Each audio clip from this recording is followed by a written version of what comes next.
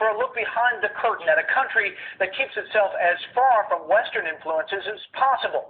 In her part 3 tonight, she talks with a man who doubts that Saudi Muslim hijackers were responsible for the 9/11 terrorist attacks on the U.S. In this lower middle-class neighborhood of Saudi Arabia's second city, Jeddah, the iconic images of two civilizations clash on every corner. A young real estate agent personifies the region's conflicted attitudes toward the West, welcoming visitors with the hospitality that is a hallmark of the Middle East, while at the same time blaming the U.S. for most of the Arab world's problems and repeating an array of conspiracy theories.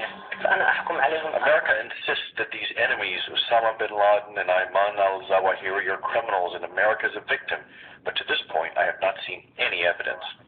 Two of Othman al-Bakri's relatives have been named as 9/11 hijackers. But he tells us he believes neither they nor any Arab nor Muslim had anything to do with the terrorist attacks. This information is stuffed into our heads, and I have the right as any person to deny it. Technology has reached such a stage, even Eddie Murphy, when he made a film about animals, made them speak. Isn't it possible for them to make up videos and announcements about these things? To this day, many in the Muslim world believe such conspiracy theories that someone else, perhaps the Israeli government or American CIA, staged the 9/11 attacks as an excuse to launch a war against Muslims. They want to,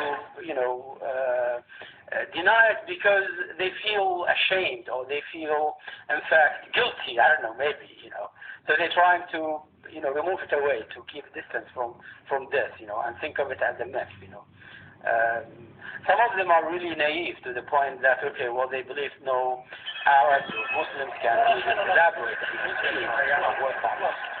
Conspiracy theories help fuel the fires of violent extremism, fires people like Sheikh Mohammed Najayameh are trying hard to put out. The question remains, though, is enough being done? Sheikh Mohammed, some people in the West think that people such as yourself have not taken advantage of your positions of authority to very vocally denounce terrorism. 5 years ago, that was right. People weren't thinking that young people would reach such a point where they would express their disagreement and killing or bloodshed. In the end, one could wonder how deep denial about the issue really runs in the hearts of the kingdom. With the microphone off, I try to get a bit more information about those relatives of Othman al-Bakri's, named as 9/11 hijackers. While he wouldn't offer much, he did say he wasn't proud of what happened. In Jeddah, Saudi Arabia, Amy Kellogg, Fox News.